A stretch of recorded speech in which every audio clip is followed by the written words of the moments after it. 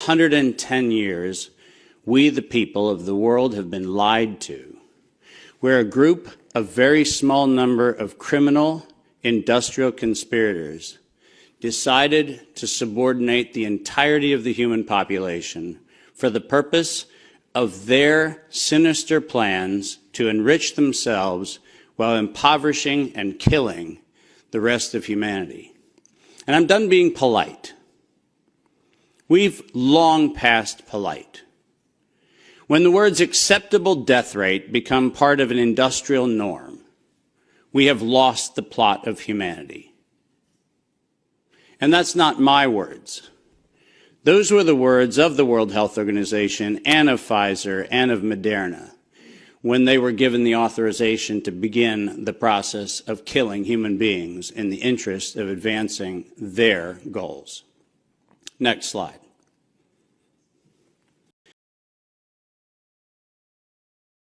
And I'm also not going to sugarcoat this. This is a criminal cartel.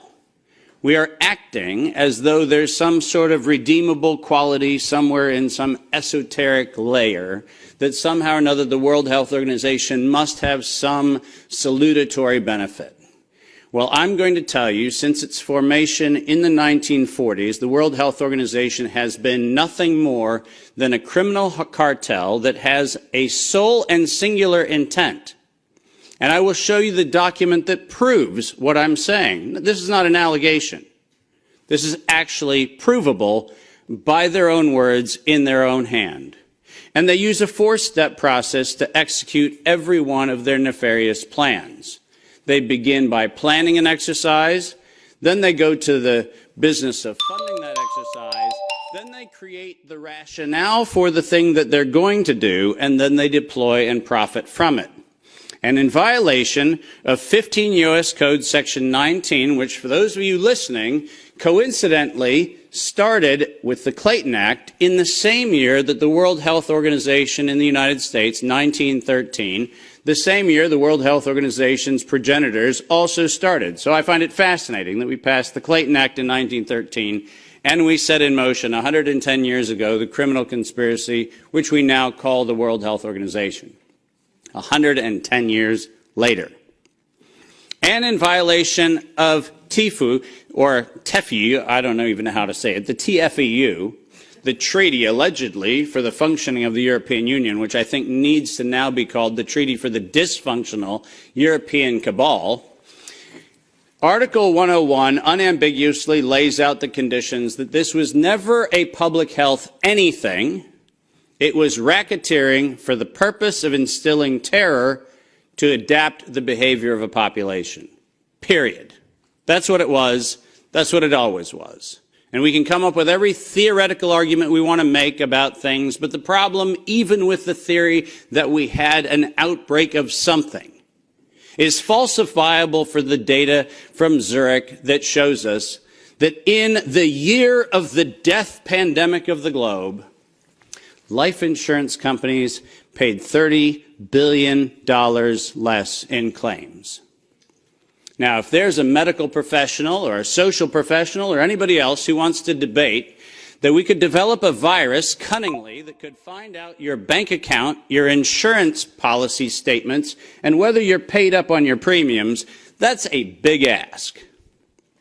It turns out that the data is unambiguous.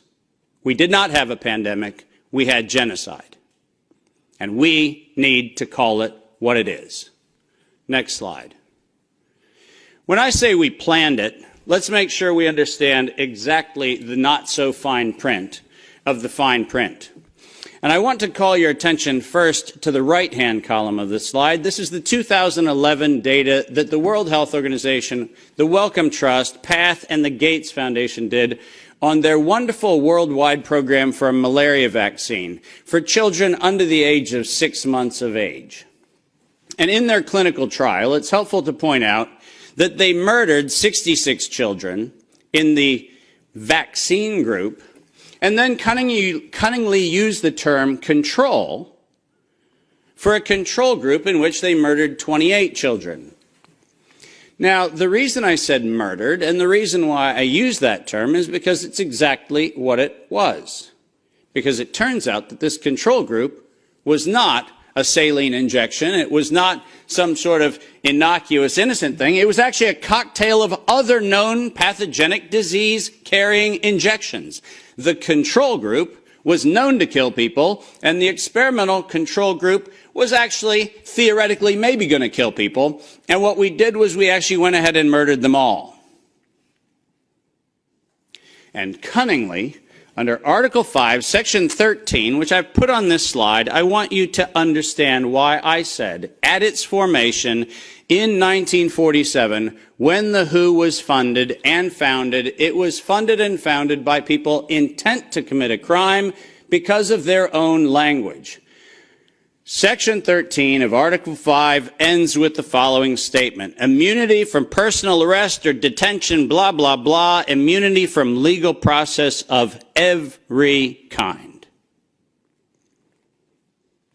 Now, if you didn't intend to commit a crime, why would you need to give yourself permanent and absolute immunity from every form of prosecution, and it's worse, even investigation for prosecution of every kind?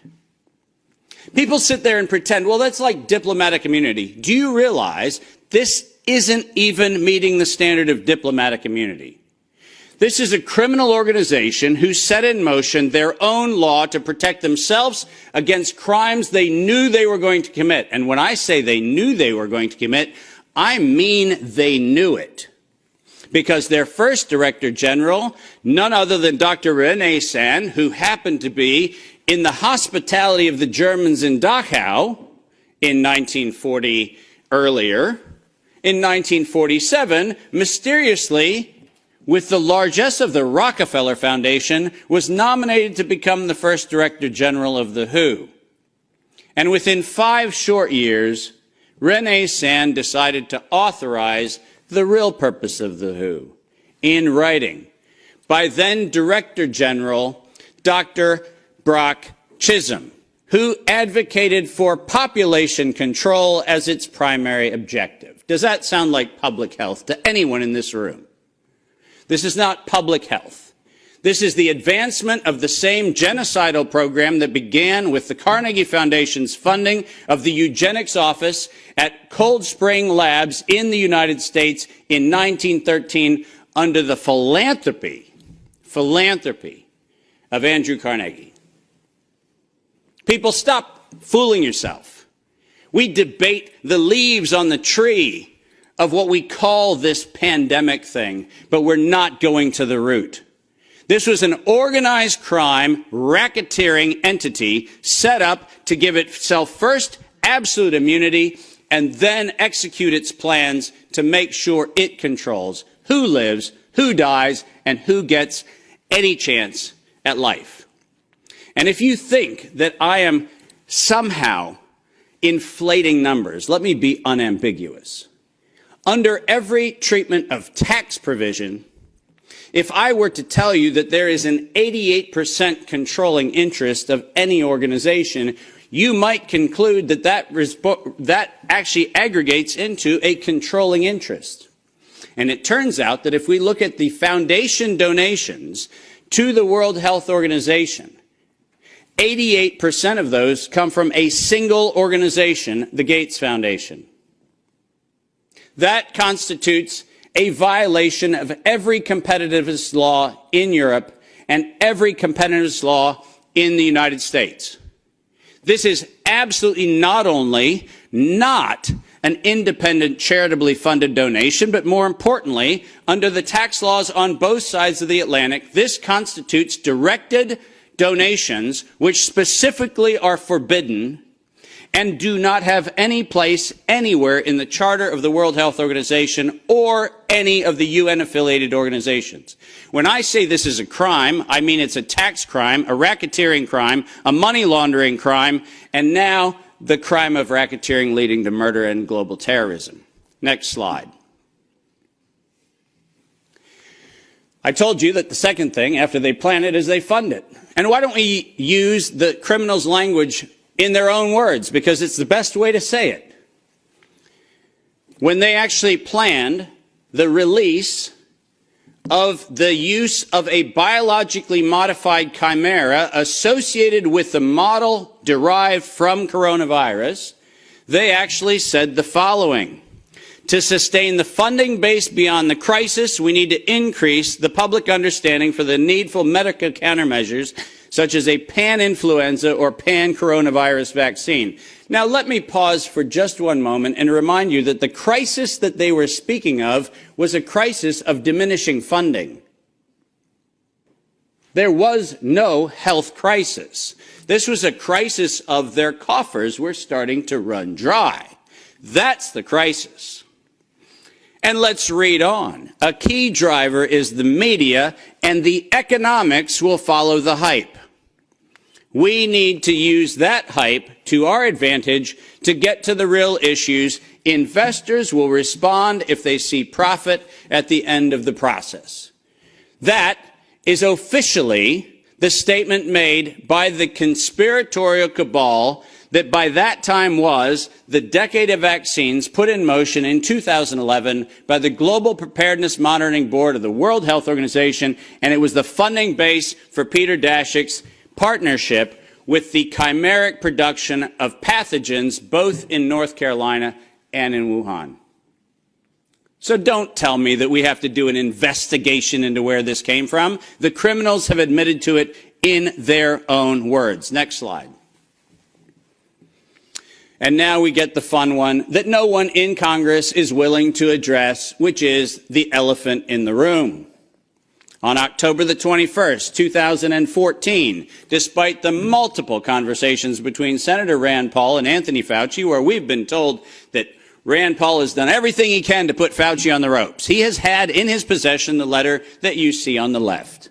And it is the letter, conveniently on NIAID letterhead, sent to the University of North Carolina, Chapel Hill, which unambiguously states that during the gain-of-function moratorium, which, by the way, if we use the word moratorium, feels like that means you're supposed to stop. Why don't we go ahead and look at two pieces of this letter? First, the second bullet under Project One, which, by the way, was not part of the original grant.